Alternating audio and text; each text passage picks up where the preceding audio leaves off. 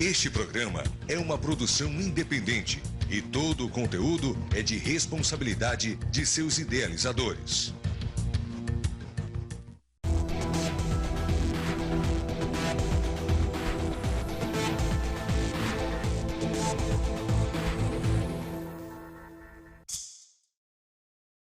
Onde está?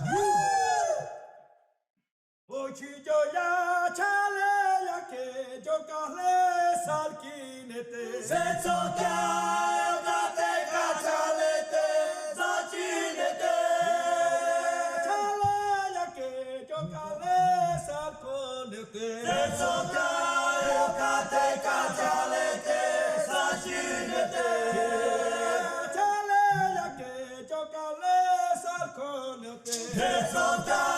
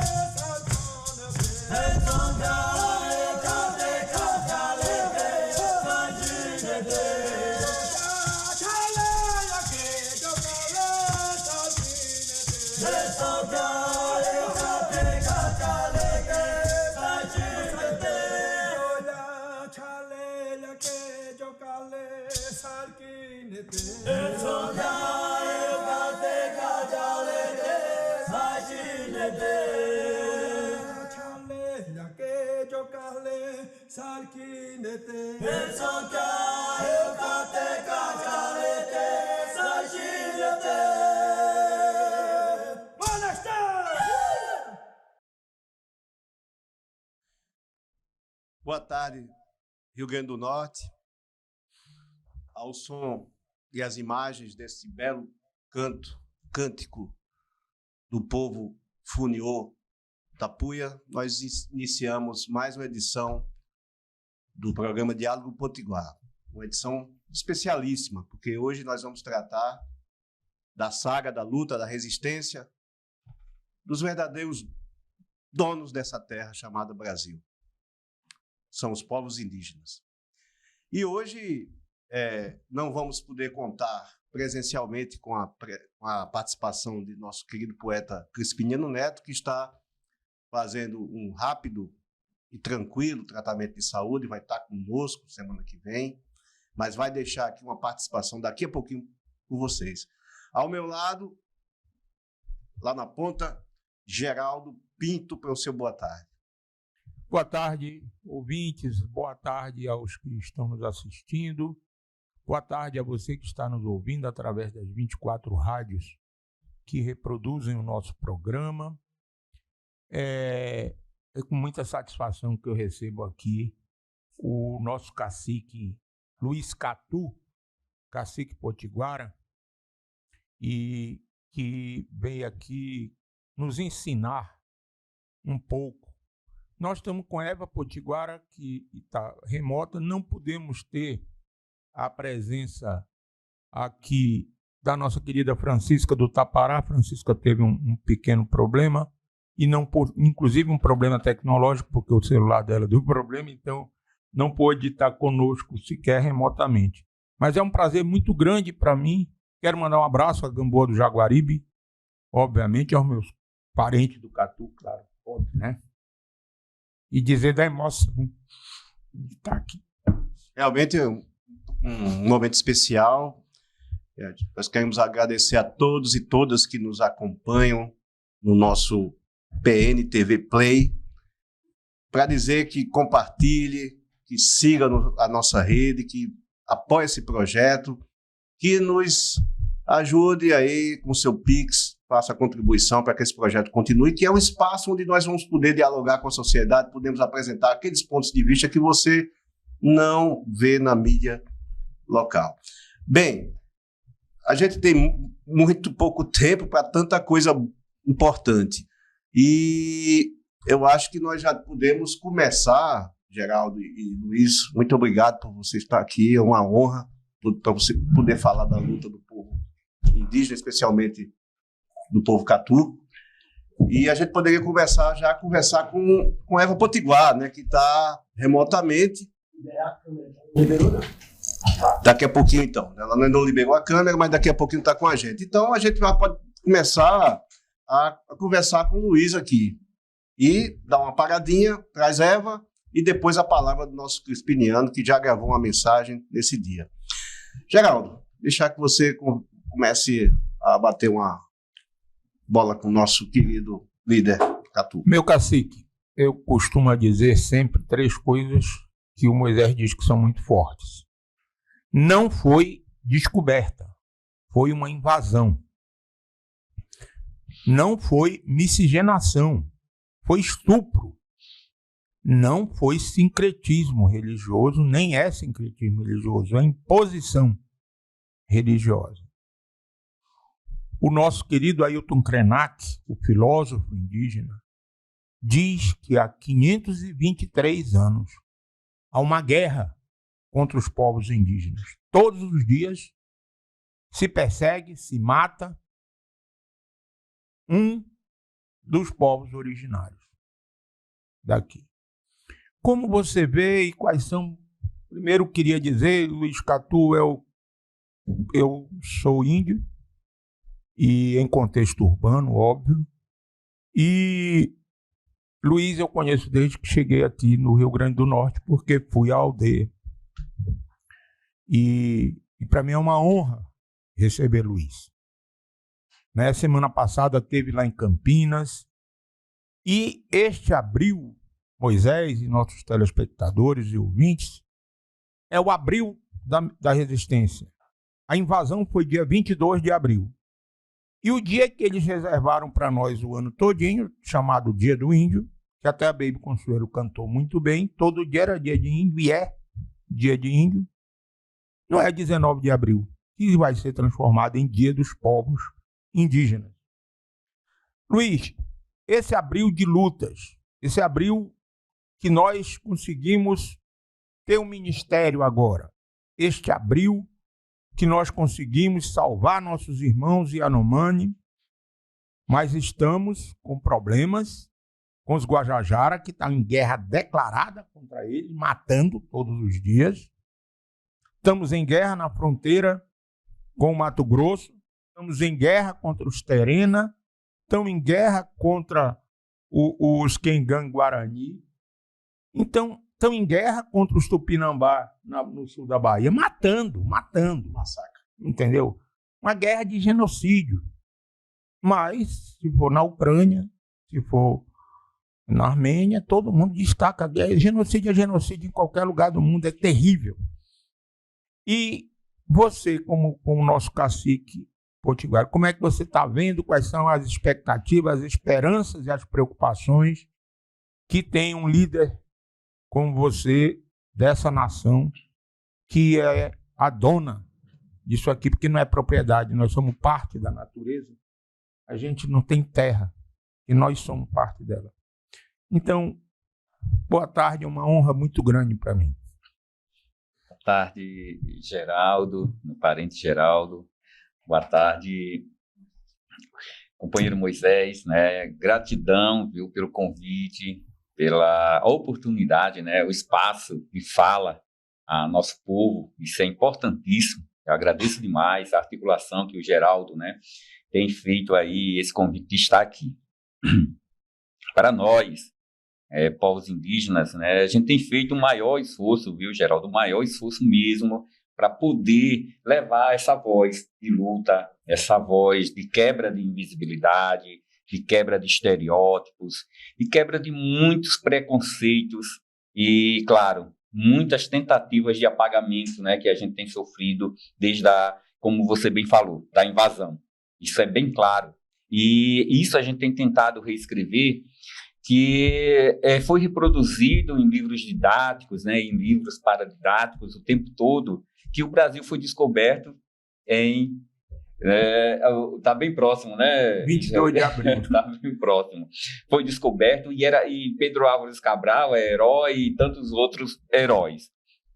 E veja bem, reescrever isso é fazer uma frente à historiografia oficial, colocar a posição e a visão, o olhar dos povos indígenas, principalmente do litoral, que sofreram essa invasão e que continuam sofrendo a tomada dos seus territórios, sendo assassinados. Geraldo bem colocou. Hoje, o litoral brasileiro passa por uma questão muito, muito dolorosa de nós sermos chamados de mixigenados, descendentes, remanescentes.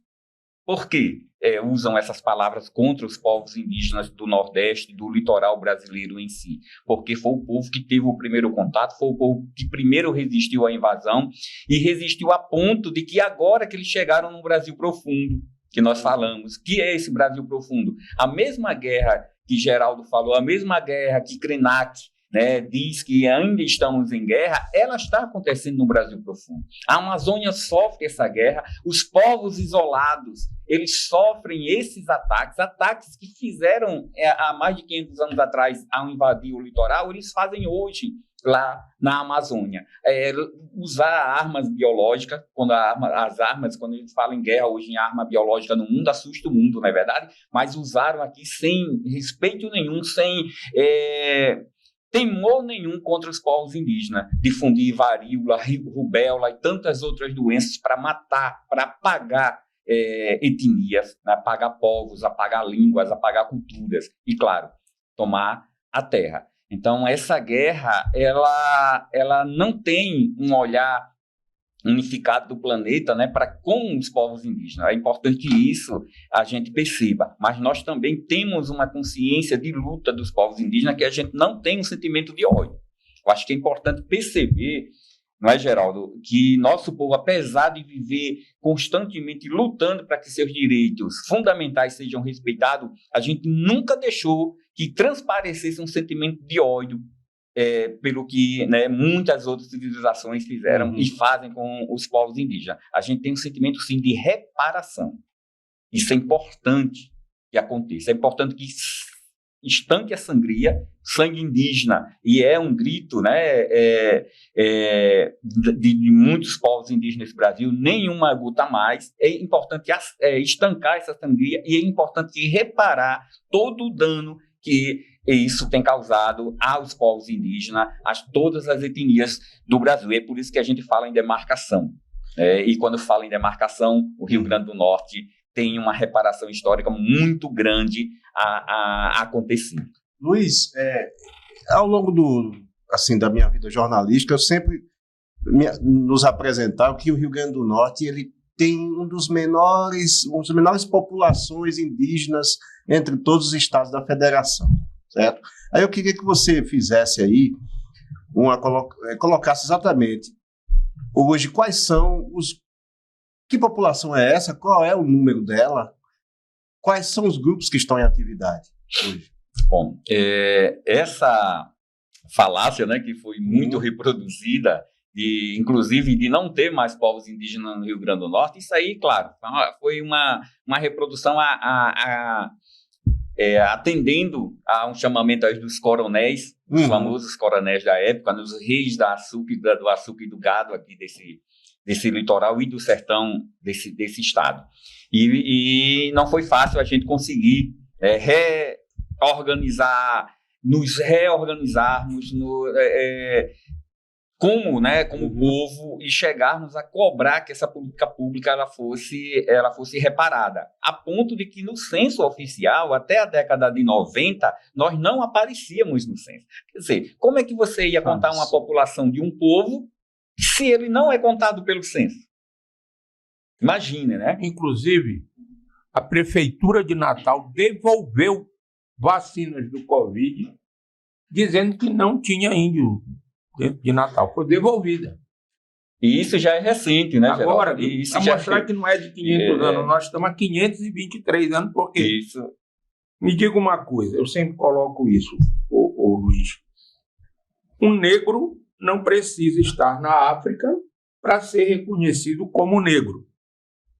Um branco não precisa estar na Europa para ser reconhecido como branco. Eu, que sou da Amazônia, preciso estar numa oca toda de palha, sem acesso a celular, sem acesso à educação, sem acesso à cultura, sequer à cultura indígena. Parabéns ao Sunhô, vão estar aqui, aquela bela música que vocês ouviram, vai estar aqui no nosso Rio Grande do Norte, agora no abril, vamos trazê-los aqui ao nosso programa. Vão passar mais de um mês, eles sempre que vêm, vão a Catu. Eles falam uma outra língua, chamada Iatê, que não é a língua que eu e Luiz falamos. Nós falamos Tupi. Aqui os Tapuia falam do tronco G. É outra nação. Inclusive, Geraldo, que depois pedi que Luiz desse uma boa tarde em Tupi. Sim, sim. E assim, aí é engraçado. Nós temos que provar que o Luiz tem que estar daquele jeito. Outra coisa, Luiz, ele não é indígena como tu. Por exemplo, um catalão não é espanhol, ele é catalão. Gosta de ser chamado de catalão. Não é? Sim. Mas ninguém chama um sardenho, lá da Itália, nenhum quer ser chamado. Aí nós temos que ser chamados de indígenas no geral. Inclusive, Luiz corrigiu. Quero pedir desculpas aos Tapuias, a Iru, porque a gente botou tribo, e tribo é pejorativo. Então, até educação mesmo. A gente tem. Luiz, mais uma pergunta. E já entrando num tema que você é a vanguarda aqui para nós. A educação indígena. Os índios têm direito pela Constituição a uma educação específica, a uma educação que respeite. Está escrito na Constituição brasileira. Como é que está a educação indígena? Não é levar o índio à escola formal. Correção. É educação indígena. É escola indígena, com pedagogia indígena, com a religião indígena, com os aspectos, inclusive esportivos indígenas. E a gente quer jogar futebol, quer jogar judô, karatê, taekwondo, né? Mas ninguém quer fazer um toré, né? Eu não vejo a escola branca aí, Maple Beer, querer fazer um toré com os brancos. Mas nós temos que fazer samba, temos que fazer nas escolas indígenas. Nós temos uma escola indígena, né? Você me permite, Você falou na escola canadense, né? Eu hoje vou fazer o chamamento para a gente não pecar nesse sentido, porque está havendo um trabalho em algumas escolas. Opa, então eu faço reparo. Em algumas escolas privadas, principalmente aqui de Natal, a gente tem um trabalho de etnoturismo, turismo pedagógico, e eles têm feito uma parceria com o Bom, então que bom, eu não sabia. E o Meipobé, eles têm ido lá na aldeia, inclusive as crianças dessa rede de ensino, né? Do Meipobé. Então citei errado. Toré conosco, sim, eles vão em loco, cometi não uma estão gafe. aceitando mais, né, aquilo que está posto no livro didático, né, do índiozinho de cocado, da peninha feita com papel. Então é importante a gente falar isso, né? Então pronto, feito o reparo. Essa parceria é importante para a quebra da invisibilidade. E as escolas, como é que são? Nós tínhamos só a escola do Catu e temos uma outra hoje no Amarelão?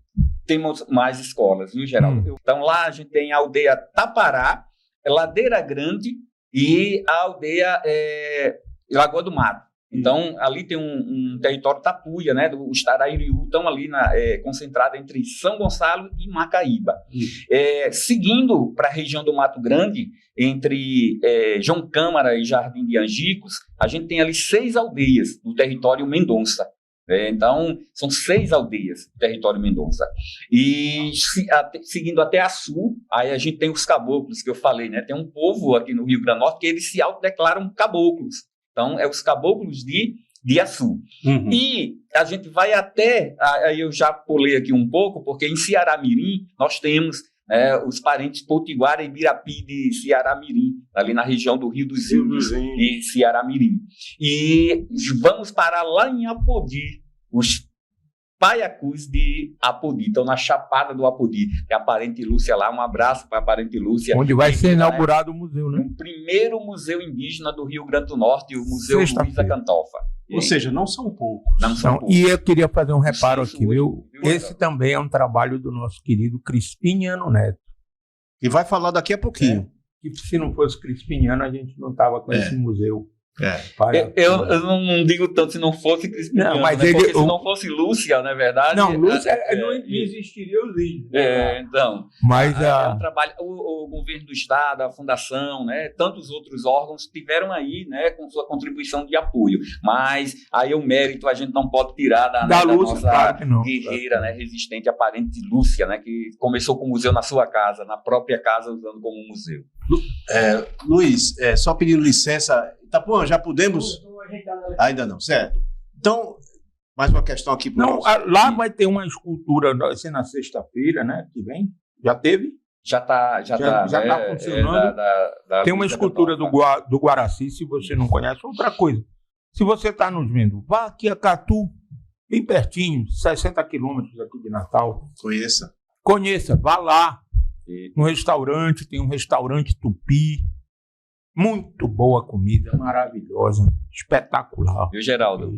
E eu também, falando nessa linha do nosso povo, não podemos esquecer da grande quantidade e importante, né, mobilização dos povos, dos parentes indígenas que estão em contexto urbano. Aqui a Grande Natal, no último censo, que foi o 2010, deu mais de 800 pessoas se autodeclarando indígenas, de várias etnias que moram aqui em Natal. Então, hoje tem uma organização muito grande de indígenas em contexto urbano. Inclusive, olha quem está aí, olha. Falou em indígena de contexto urbano, surge nossa Eva Potiguara. Faça a saudação, Geraldo. Não, Eva, para quem não conhece, é difícil, é poeta, indígena, escritora, e tem trabalhado muito essa questão dos índios, dos indígenas em contexto urbano. Eva me ensinou muita coisa. Hoje eu sou presidente do Instituto Gamboa do Jaguaribe. Eva tem me ensinado no dia a dia muitas das coisas lá e tem comparecido muito, é uma grande apoiadora do nosso instituto e da Gamboa do Jaguaribe, né? Eu aprendi muito, aprendo todas as vezes com Eva. Muito obrigado, Eva, pela sua presença. E você é o próprio índio em contexto urbano e uma homenagem às nossas companheiras, às mulheres, né, e que compõem essa etnia. Boa tarde, Eva. É com você. Libera o microfone. Sim, sim. Estamos. Pode falar. Não se preocupe. Eu estou aqui, não só no contexto urbano, mas no contexto social, clínico, e quero agradecer ao UGT, a esse convite da hora, mas como eu disse para o Moisés, quando acontece um convite desse, eu tentei me dar um jeito, porque o nosso lugar de hoje não pode ficar lá, e a gente precisa ocupar todos os espaços. Tem uma universitária que é a Luísa que está aí, que é uma pessoa que tem maior amor, maior carinho, maior respeito, maior admiração, um grande inspirador para todos nós, tanto no contexto urbano como no contexto rural. Urbano, né?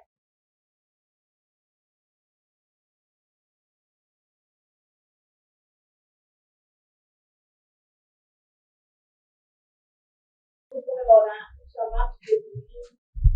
Eu até cheguei ao ponto de fazer uma trouxa que tinha acontecido. Eu não comemoro Jesus. Aí essa trouxa rodou por aí, pegando, né? Porque eu sentia que estavam comemorar o Dia do Índio.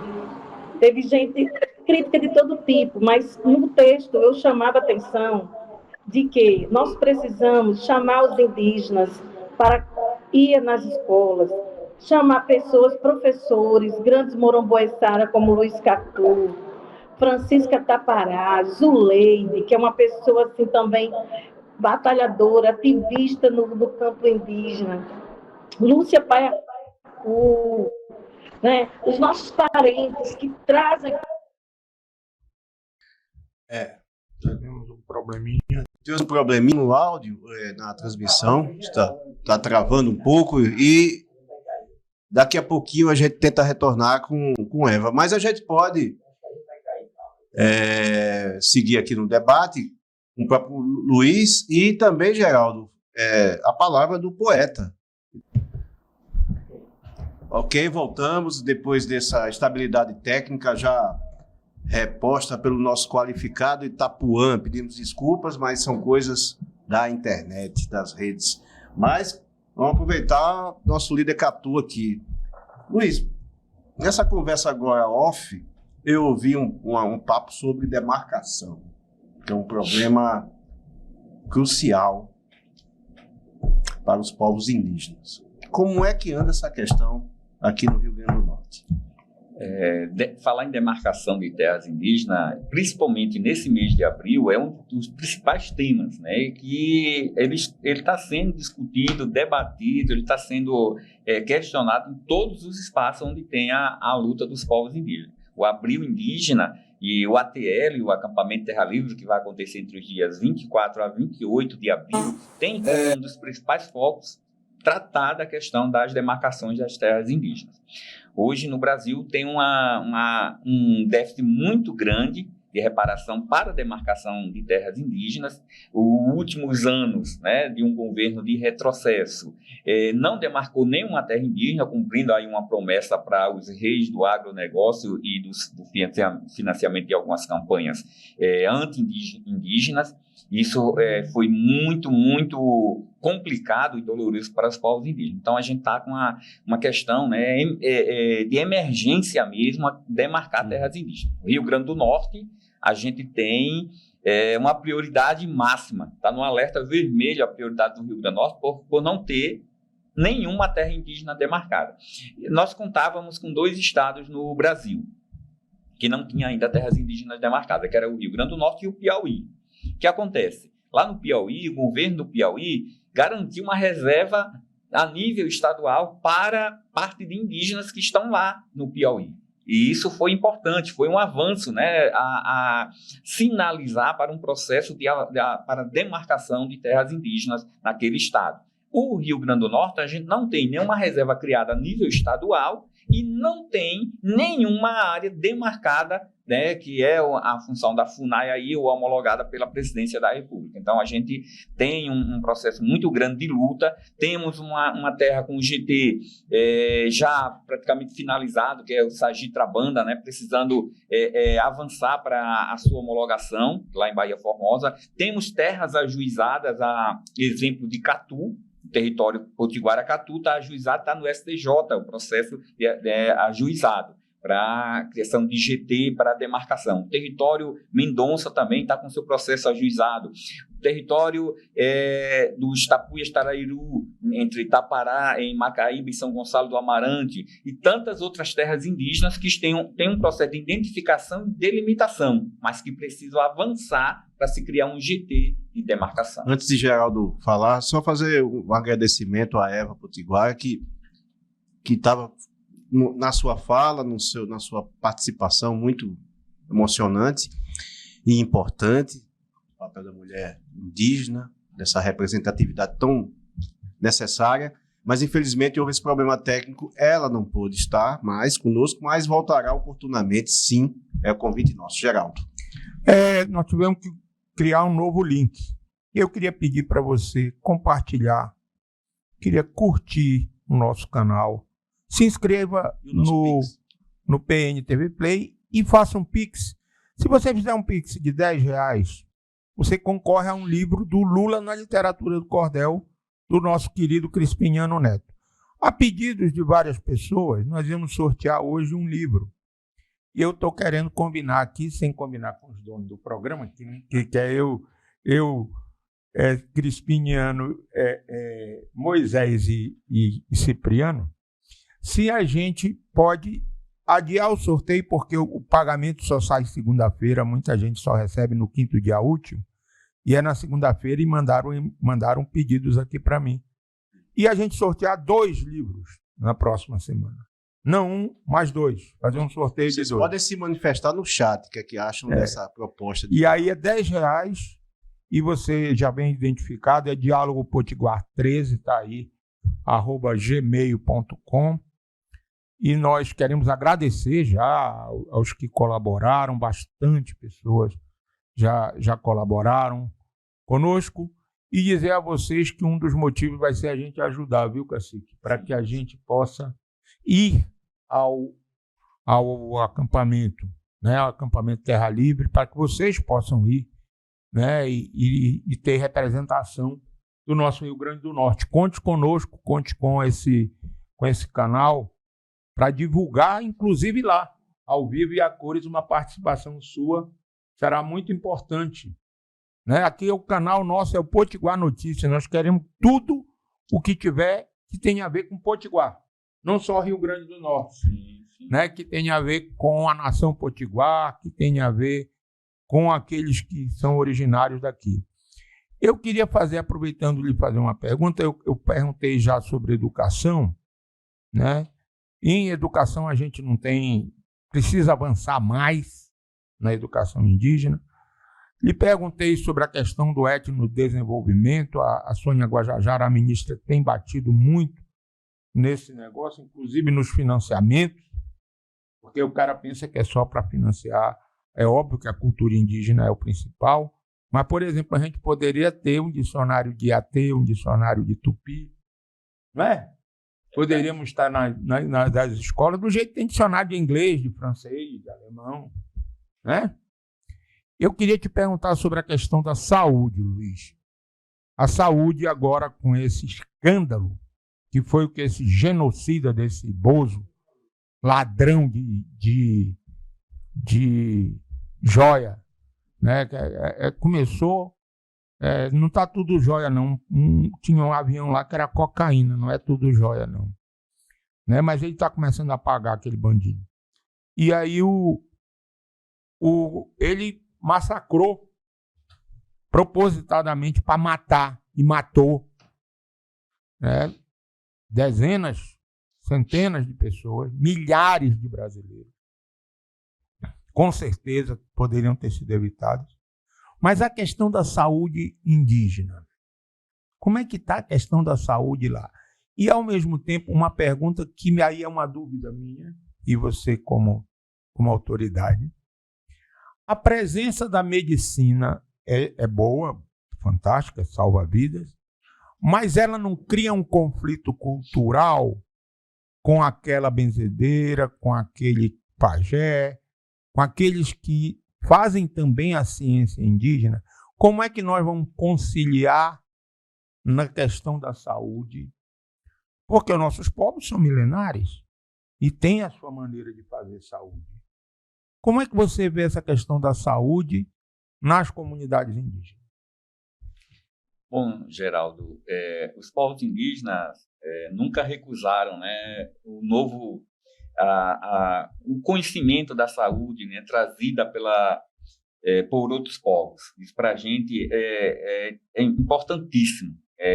A gente nunca recusou, não vai recusar. A gente compreende a complementação que a saúde, tanto ela vinda, né, da academia, vinda da formação acadêmica, e ela se complementando com o conhecimento milenar dos povos indígenas. Quando os povos da Europa chegaram aqui, os povos indígenas já tinham um conhecimento, né, muito vasto com relação à cura, ao uso da medicina, ao uso das ervas, né, a sua forma milenar de curar o seu povo e de curar, né, a enfermidade. Hoje, a gente tem, né, um sistema de saúde no Brasil.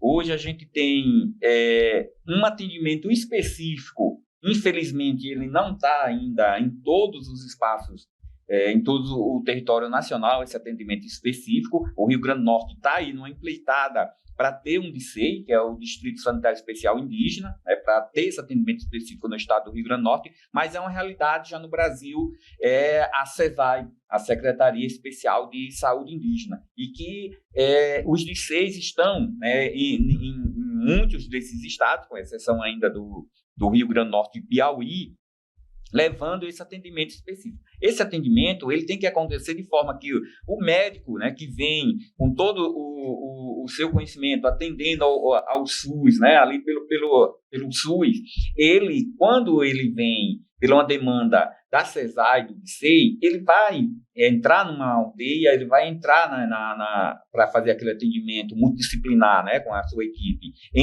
entre um povo indígena, respeitando essa cultura. É uma das orientações que ele recebe. Ou seja, uma mulher que vai fazer o pré-natal, ela deve sim, e nenhum pajé, nenhuma curandeira, nenhuma benzedeira, nenhuma parteira vai dizer que ela não faça o pré-natal. Mas ela tem o direito de falar, olha, eu vou fazer o pré-natal na unidade de saúde, mas eu quero ser acompanhada pela minha parteira, a parteira da minha comunidade. Então, ela precisa me acompanhar, inclusive no parto. Ela tem esse direito de, até né, ter esse acompanhamento, claro, não abandonando de forma nenhuma o atendimento oferecido pelo sistema de saúde, mas não ignorando de forma nenhuma o conhecimento milenar e o atendimento da parteira. Então, isso é importante demais. Eu tenho exemplos lá da aldeia que a indígena, quando volta do hospital, ela tem, né, a sua vivência com a parteira, ela usa o banho de assento com babá de mão, né, que a gente chama lá de babatenon. Quer dizer, esse conhecimento é importantíssimo. O uso das ervas, né, o médico que atende numa aldeia, Geraldo, ele tem que estar com essa informação, que ele, antes dele passar qualquer droga, né, que for comprada ou que for pegue na Rename, por exemplo, ele saber antes que remédio, ou seja, que planta o indígena já está usando. O senhor já tomou algum chá? O senhor já está, né, fazendo uso de alguma folha, alguma casca, alguma entrecasca, alguma raiz, para que ele possa, a partir daí, complementar essa medicação. Então, a gente entende que essa medicina, ela se complementa. Luiz, Geraldo, eu queria combinar com vocês, fazer aqui mandar uns abraços para a nossa audiência, Geraldo, e depois, em seguida, chamar a participação de nosso querido poeta Crispiniano Neto, que não pôde estar conosco. Para quem não estava antes ouvindo, ele foi fazer uma pequena cirurgia, mas quarta que vem ele retorna para a bancada para enriquecer o nosso diálogo potiguar.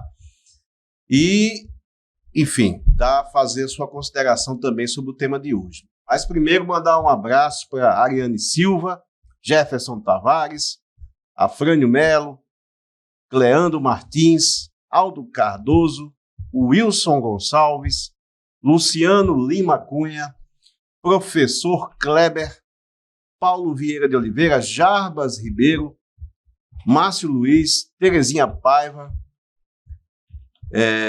deixa eu ver mais aqui, Paulo Nízia do PT, Robson Tinoco, Jarbas Ribeiro e Josimei Costa. Muito obrigado a todos e todas. Eu queria fazer um registro, que já me pediram nas duas vezes. Sim. O companheiro Jean, que é da CAERN, ele sai sempre às 15 horas do serviço e é um assíduo. Tá aí, já mandou. Ele mandou da vez passada e disse, eu mandei e não me registraram. Então tá aí, Jean. Tá respeito.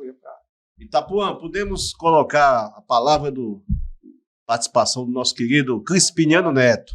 Daqui a pouco continuamos o debate aqui com o Luiz Catu. Boa tarde, Geraldão. Boa tarde, Moisés. Boa tarde, Itapuã. Cacica, o líder, Francisca do Tapará e Luiz do Catu. Prezados amigos desta rede,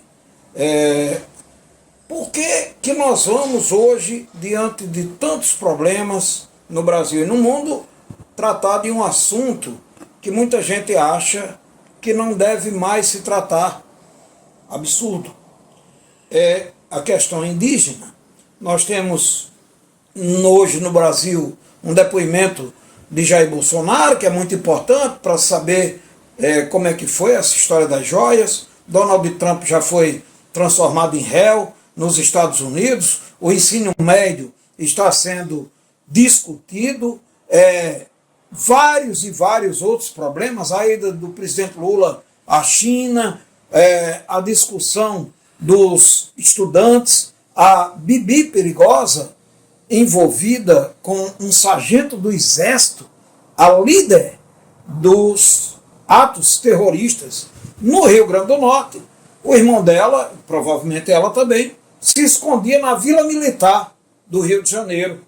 Bom, mas tudo isso é assunto importante para discutir, mas hoje nós resolvemos discutir o Abril Indígena.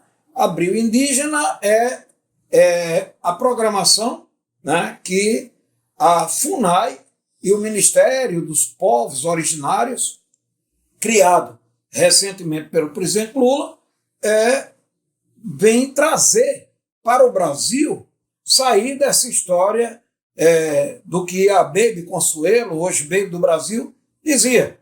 Todo dia era dia de índio e agora só tem um dia, 19 de abril. Não, pelo menos vamos ter um mês inteiro para discutir essa questão fundamental para o Brasil. O Brasil tinha milhões e milhões e milhões de indígenas, a maioria que foi destruída, foi assassinada, foi feito um verdadeiro genocídio na história brasileira. E grande parte que escapou ficou invisibilizada pela história e pela mídia. Pela história que eu digo, a história oficial, a história real continua acontecendo.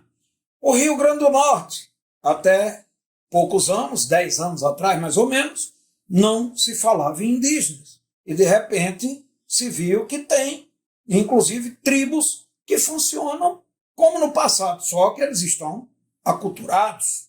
E você tem Catu, você tem Amarelão, você tem os Eleutérios, você tem inúmeras comunidades indígenas que ainda têm as tradições de suas tribos dos tempos antigos. O Rio Grande do Norte foi um dos primeiros estados brasileiros a ter a sua população indígena praticamente destruída. Fala-se na Guerra dos 100 Anos, um dos fatos históricos mais importantes entre duas potências, França e Inglaterra. A Guerra dos 100 Anos da França e da Inglaterra durou 65 anos. A guerra, chamada dos bárbaros, porque para a elite da época, o poder da época, os indígenas tapuias do Rio Grande do Norte eram bárbaros, né? Essa é a visão deles. Então, mas, na verdade, bárbaros eram os que estavam chegando para tomar a terra e tomar o rio e destruir a sua cultura e as suas ilhas. Essa guerra, pela tomada do Rio Açu, durou 83 anos. Quer dizer, se tem alguma guerra que pode ser chamada de Guerra dos 100 Anos, é a Guerra dos Índios do Vale do Açu para não entregar aquela riqueza fabulosa. E o que a gente precisa entender é que há 400, há 350, há 300 anos, aconteceu aqui no Rio Grande do Norte e no Brasil, quase todo, principalmente no Nordeste, o que veio a acontecer há 150 anos nos Estados Unidos, onde os indígenas já conseguiram se organizar, já estavam mais estruturados, já estavam mais desenvolvidos no sentido tecnológico e social e conseguiram encarar uma guerra com armas quase iguais com o exército americano. Mas a história está aqui. Os mártires de Uruaçu, história super importante, mas foi um massacre? Foi. Uma participação dos índios? Foi. Mas não se pode deixar de contar quantos massacres os índios sofreram. Em vários momentos eles tiveram que se aliar a portugueses ou se aliar a holandeses, mas na verdade, ou a franceses, mas na verdade sempre foi de muita briga, de muita guerra, de muito sangue, de muita morte. Então a história dos indígenas no Rio Grande do Norte, ela é muito importante para você que está nos assistindo. Eu faria como o Eduardo Bueno. Vai cair no Enem? Não sei, mas é importante saber. E mais importante ainda, é saber que agora isso está acontecendo. Não é por acaso que o presidente Lula criou o Ministério dos Povos Originários. Não é por acaso, por exemplo, que a Sônia Guajajara, a ministra, vai na comitiva de Lula para a China, porque esta discussão é fundamental. E o Reinaldo Azevedo está lembrando que a presença da indígena líder, ministra Sônia Guajajara, é mais importante do que a do ministro da Economia, por exemplo. Olha que reflexão profunda que tem que ser feita. É preciso preservar esses povos, é preciso preservar a natureza. E como é que fica a política de educação indígena? E como é que fica a política de saúde indígena? E como é que fica a política de geração de renda nas comunidades indígenas? Então, uma oportunidade de ouro que o programa Diálogo Potiguar está dando, trazendo aqui as pessoas mais qualificadas e mais autênticas para falar sobre este assunto. O Geraldão, que também é um descendente indígena, se considera indígena, realmente, e nosso amigo Moisés. Um grande abraço. Quarta-feira estaremos de volta com vocês.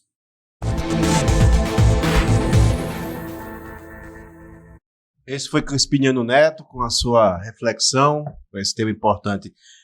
Luiz, diante da criação pelo governo Lula do Ministério dos Povos Originários, à frente a ex-deputada Sônia Guajajara, quais serão as grandes expectativas? Qual é a grande prioridade? Qual é a carta que os povos indígenas vão levar ao governo como urgente, como aspecto mais importante nesse instante para todos vocês?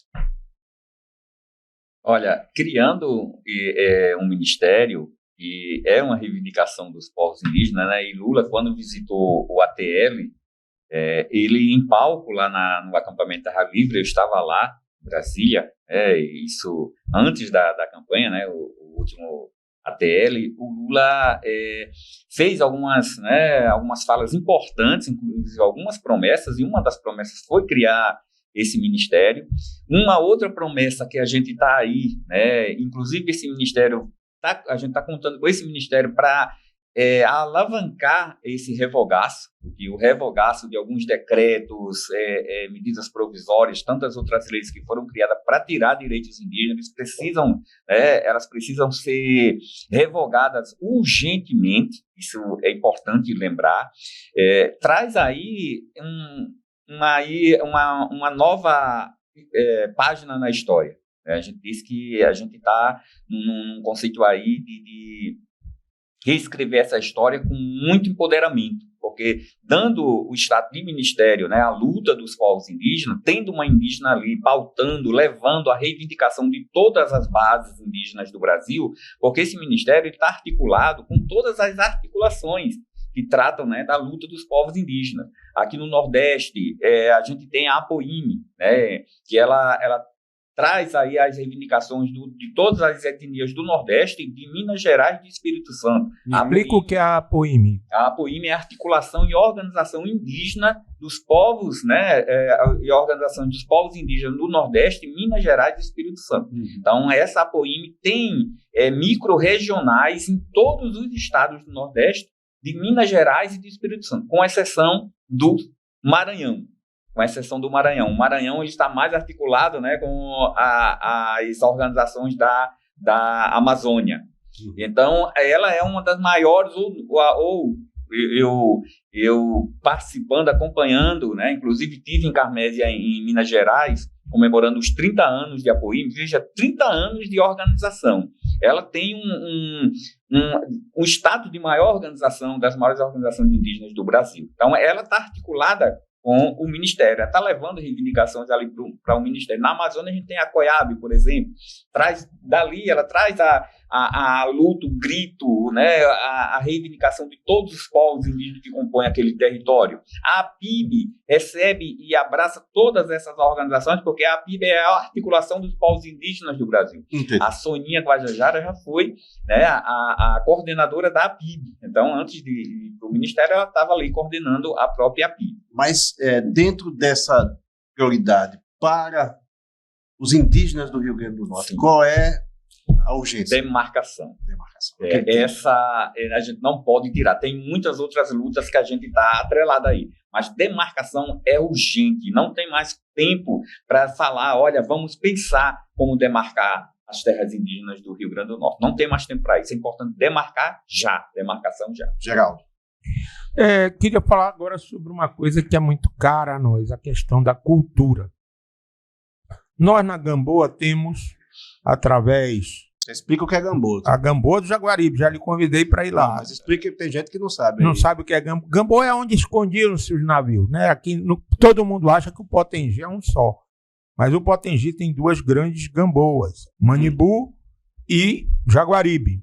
A Gamboa do Jaguaribe tem o nosso instituto, o Gamboa do Jaguaribe, cujo principal objetivo é resgatar aquilo que era a principal aldeia potiguara, aquela que Potiguaçu fez o tratado com os portugueses para que se construísse o forte. O tratado de paz, ao contrário do que depois apregoaram, que era canibais, né? que eram violentos, que eram um tratado de paz. Selvagens. Tratado de paz para a construção do forte do lado de cá. O Krenak, sempre ele coloca isso, e eu acho que isso é bom que o pessoal que está nos escute veja.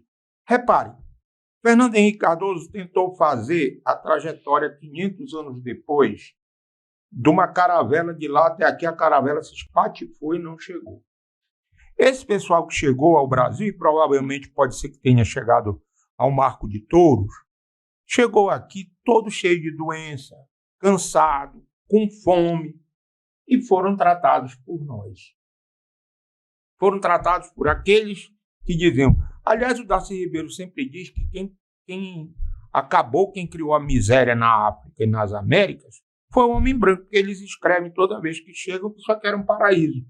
Todos os relatos são de que era um paraíso, que não tinha guerra, que não tinha nada disso. E depois foi atribuído para eles dominarem. E agora nós temos nesse abril, nós queremos, além da luta, mostrar a cultura, né? Luiz tem a Festa da Batata, que é uma maravilha, que eu convido vocês a irem ao Catu, que é um negócio espetacular. Envolve toda a comunidade, envolve a cidade, né? Nós estamos trazendo os Funhô aqui. Os Funhô são um agrupamento, né, que chama Tapuia também, porque eles não falam. Todo mundo que não falava tupi, o pessoal começava a dizer que era Tapuia, mas não é bem assim. O tronco G tem muitas outras. E eles criaram uma língua própria chamada Iatê. Mas eles são a junção de 4 povos e vinham até aqui, porque esses povos eram nômades. Moisés, eles vinham da serra para o sertão, do sertão para a serra. Quando estava escasso, vinham atrás do peixe aqui. Quando dava fruta e chovia no sertão, iam atrás do cajá. Então viviam migrando. Os potiguaras, por exemplo, ninguém diz, mas eles iam até o Maranhão.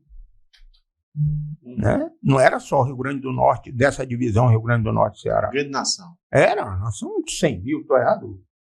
Era 100 mil, né? Era imensa. Né? Era uma nação. Por isso é que a gente diz que nós não somos indígenas, né? Cada um de nós tem uma nação, porque tem os nossos antepassados que colocaram.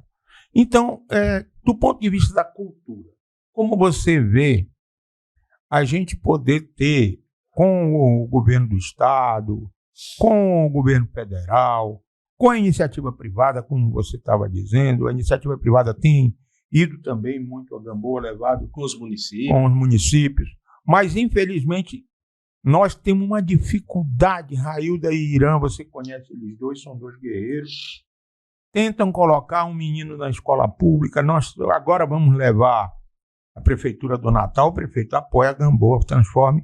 Agora nós vamos levar o pessoal que está em situação de risco lá das Centas para ir conhecer a Gamboa do Jaguaribe. Queremos levar para ir até Catu, queremos levar para ir ao Amarelão, ao Rio dos Índios, onde tem uma cachaça, Moisés, que eu sei que você é igual a mim, gosta de uma cachaça maravilhosa, espetacular, lá no Rio dos Índios, né? Então, nós queremos preservar a cultura e dizer que nós não acabamos, não. Aqui no Rio Grande do Norte não precisa devolver vacina, não, prefeito.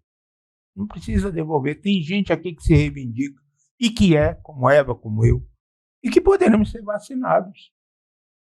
E se tivesse poucas, mandasse para o Catu, porque precisava, mandasse para Sagi, que precisava, mandasse para o Amarelão, porque era questão de vida ou morte. Então, acho que essa sensibilidade, nós queremos que o governo do Estado, a Secretaria de Educação, a Secretaria de Saúde, tenha para com os povos originários, né? Essa ideia da gente estar vigilante, atento.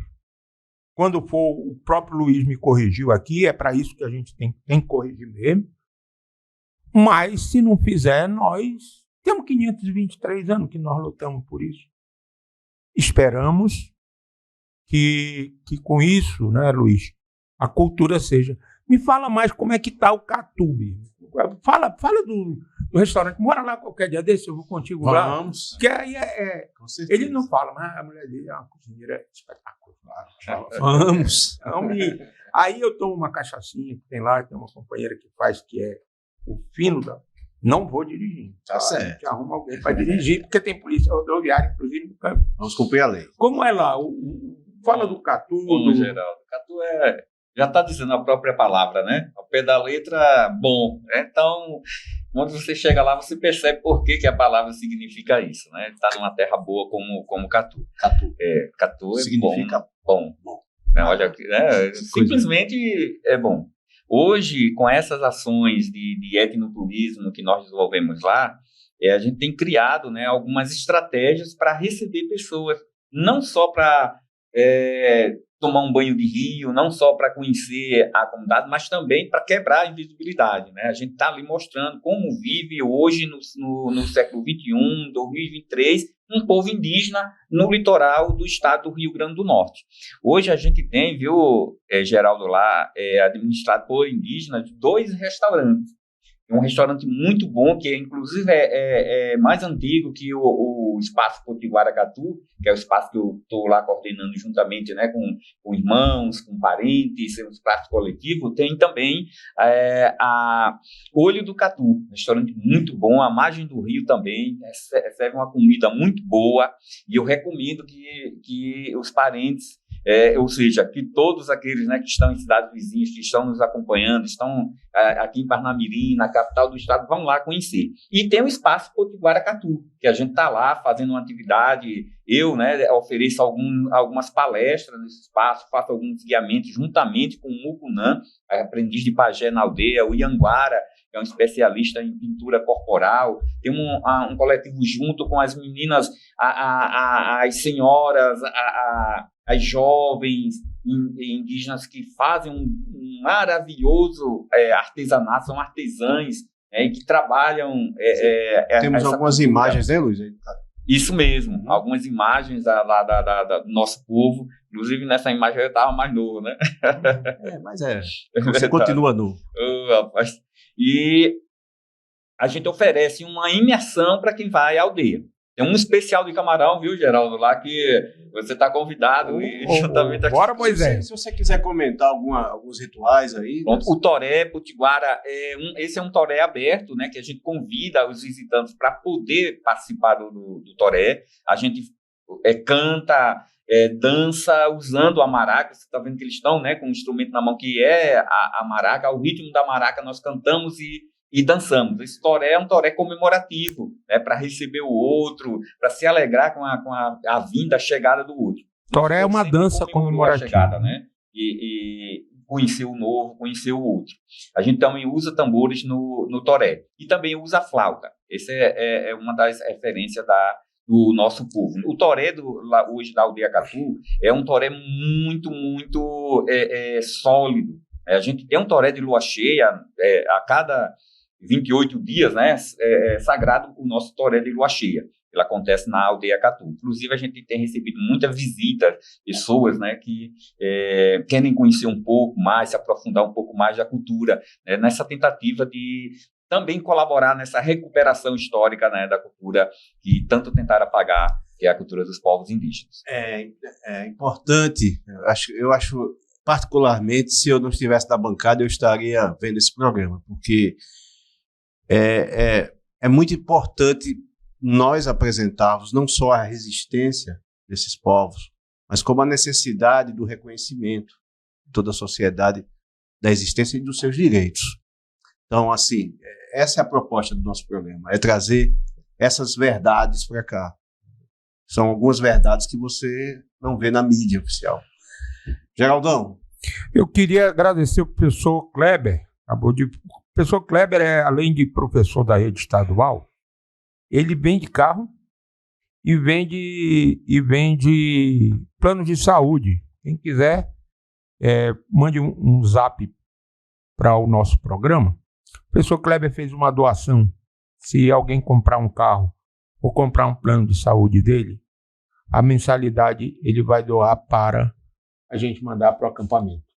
Maravilha, né? Maravilha. Certo? Parabéns. Então, para nós é importante isso, porque é exatamente essa a nossa função. Fazer o contraponto dessa direita nojenta que coloca os índios. Foi tão ridículo a Regina Duarte afirmar aquilo. Num país em que se plantando tudo dá, como é que os índios estão passando fome? Porque botaram mercúrio na água animal. Encheram de mercúrio, derrubaram as árvores, foram jogar boi, e não existia boi aqui. Foi uma cultura que veio trazida de fora para cá, para nós. Nosso maior animal era a anta. Então, o que acontece aqui hoje, né? Se a gente pegar onde era a aldeia de Felipe Camarão, originalmente, as salinas poluíram todo do lado de lá do Potengi. Né? Poluíram, e nós não queremos que polua as Gamboas, que é onde nós ainda temos o rio está terrível. Mas uma coisa que Luiz fez, que eu vou fazer propaganda também, para quem não, para mim que sou já gordinho, Mas para quem ainda tiver à disposição, é a trilha que os potiguares faziam, né, Luiz? Eu, no passado, comecei. Caminho da Resistência. Ele botou mas antigamente era Caminho dos Índios mesmo. As trilhas lá. Era um Caminho da Resistência. Fala um pouquinho disso aí, E aí eu queria que você colocasse esse etnoturismo, porque esse caminho era o caminho original que vocês faziam. Como é que é isso lá? Que eu participei da largada e depois... Quantos quilômetros? Qual é a trilha? Nós temos hoje três estágios de trilha lá. Lá é uma APA, uma área de proteção ambiental, que está entre 5 municípios, Canguaretama, Goianinha, Espírito Santo, Várzea e Pedro Velho. Certo. Então, esses 5 municípios formam ali a área de proteção ambiental APA Piquiriúna. E no meio dessa APA está a aldeia Catu. A aldeia Catu, nós somos os guardiões das águas das nascentes da APA Piquiriúna, que abastece todas essas cidades. Nós somos os guardiões cristalina a água, viu? Dessas águas. Lá, naturalmente, há séculos, foram criados caminhos dentro da mata ciliar, todas as matas que ligam, desde a mata da nascente do Rio Catu, a mata do Pirão, e tanto a mata do Pau-Ferro, e tantas outras matas que nós temos lá. Esses caminhos são criados pelo nosso povo há séculos, e até hoje eles trilham esses caminhos. Inclusive, tem caminhos que ligam, dentro da própria mata, a aldeia Catu à cidade do Espírito Santo, e caminhos que o nosso povo usava exclusivamente para levar seus mortos em redes. Então, esses caminhos que nós fizemos ali, interligamos eles. Criamos algumas rotas para que quem vem à aldeia Catu possa conhecer um pouco da nossa luta, da nossa resistência em loco ali, vivendo aquilo. Então, você faz o caminho da resistência. Você não vai estar pisando num caminho aberto a pique, uma trilha que alguém criou para ganhar dinheiro. Esse nem é a nossa intenção. Claro que ela angaria recurso para os indígenas se manterem na aldeia, sim, é importante, porque não dá para se manter na aldeia num espaço onde 70% virou ao agronegócio da cana-de-açúcar, né, Geraldo? E nós estamos ali num vale lutando para resistir. E a estratégia de levar pessoas e fazer esses caminhos é para impedir, coibir a retirada ilegal de madeira, porque quanto mais tiver pessoa nas matas fazendo esse caminho conosco, menos as madeireiras ilegais vão passar naquela rota, eles mudam a rota de retirada ilegal, é para coibir também o avanço ilegal da cana-de-açúcar, que acontece muito lá. Então, os caminhos da resistência, eu convido, viu, todos e todas que estão aqui nos assistindo a conhecer essa rota, uma rota diferente de trilhas no estado do Rio Grande do Norte. 5 km, vai até uma das nascentes do Rio Catu, um espaço de ocas lá, e tem um banho de rio, com guia local, condutor local, com conhecimento, com oficinas de pintura corporal, oficinas da língua tupi, com oficinas sobre nossos conhecimentos milenares da medicina, berçário de plantas medicinais. Você pode fazer um tratamento com argila branca, um tratamento muito bom, e depois você tira essa argila nas águas de nascente. Nós oferecemos lá também um tratamento capilar com a mutamba. Poucas pessoas, Geraldo, conhecem a mutamba e fazem uma confusão. Muita gente, quando vê aquela babazinha, diz, sabe o quê? É babosa, né? Olha, conhecem a babosa, e a babosa não é nativa nossa, mas a babosa é divulgada no mundo todo. A mutamba, ela tem um tratamento capilar tão poderoso que ela precisa ser conhecida. Mas não é conhecida para ser explorada e arrancar ela da Mata Atlântica, não. É para ser respeitada, valorizada. Aí é que é etnodesenvolvimento. Ao nosso conhecimento. Isso é importante. É uma das atividades que nós oferecemos. Então, tudo isso está incluído no etnoturismo da aldeia Catu. Não é só o grupo Etno Catu, a qual eu pertenço junto com o Cunã, com o Ianguara, né, e com demais parentes lá, que faz esse etnoturismo, não. O etnoturismo a gente criou lá, mas tem mais grupos que fazem. O Catu indígena é um dos grupos hoje, receptivos, que recebem grupos lá na aldeia Catu. Além do Catu indígena, nós temos o Catu, um outro, também que recebe grupos lá. Então, você pode entrar em contato com qualquer um, procurar no Instagram, Etnocatu, Catu indígena, ou o Catu, né? Você vai encontrar um roteiro para visitar o Catu. E eu vou ter a maior satisfação de bater um papo, de sentar com você na beira do rio, falar um pouco, né, dessa reescrita que estamos fazendo sobre a historiografia oficial, falando de povos indígenas no Rio Grande do Norte. eu considero um dos programas mais importantes que nós fizemos até agora. E a gente está chegando já ao final do programa. Geraldo, eu, Crispiniano, Cipriano, Irandi, Itapuã, todos queremos agradecer muito a sua presença, a sua voz aqui hoje, em nome dos povos indígenas, e queria pedir, antes de passar para Geraldão fazer as despedidas, que você fizesse uma saudação em tupi, com a devida tradução depois, para o nosso público. Maravilha. A gratidão é nossa, né? Caruca, né? Para todos e todas que aqui estão. Tenham uma boa tarde, né? A quem está nos assistindo. Eu deixo aqui a minha gratidão, viu, pelo convite. No mês de abril, não é fácil eu me deslocar da aldeia para atender tantas as demandas. Eu confesso para vocês que eu dei uma prioridade aqui pelo respeito que eu tenho, o companheiro Geraldo, né, e Geraldo e demais, porque a minha agenda está muito cheia. Desde que começou, né, antes de abril, eu já estava viajando. Já estive em São Paulo, o Geraldo falou inicialmente aqui, estava lá na Unicamp, em Campinas, né, dando uma palestra da nossa luta. Hoje estou aqui, amanhã estou em Nova Cruz, no IFRN Campus Nova Cruz, passar o dia lá falando dessa luta, dessa temática, e lhe garanto, esse mês já está com a agenda toda cheia, mas foi uma satisfação, gratidão, que o nosso Pai Tupã, os encantados, né, protejam todos e todas. E demarcação já, visibilidade aos povos indígenas. E fazer um programa lá, né? De lá. Geraldo. Quero convidar todos a encampar esse abril. Também na Gamboa do Jaguaribe teremos uma série de programações e vamos divulgar o catu lá na Gamboa. E nós vamos comer o camarão lá em Catu, viu? O Itapuã já está convidado aqui conosco. Itapuã, agradecer a você mais uma vez, a Ana Paula pelo card, a desejar melhoras rápidas para o nosso Crispiniano, para ele estar aqui.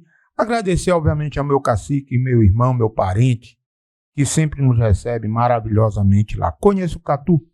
Vá lá, conheça a Gamboa do Jaguaribe. Eu ainda não levei Moisés a Gamboa, mas ele vai ter que ir a Gamboa e já está devendo a visita ao Catu. A você, faça um pix, divulgue, compartilhe o nosso programa. E a dona Irandi, 25 anos do Potiguar Notícias. Se inscreva no nosso canal. Pinto Júnior formou.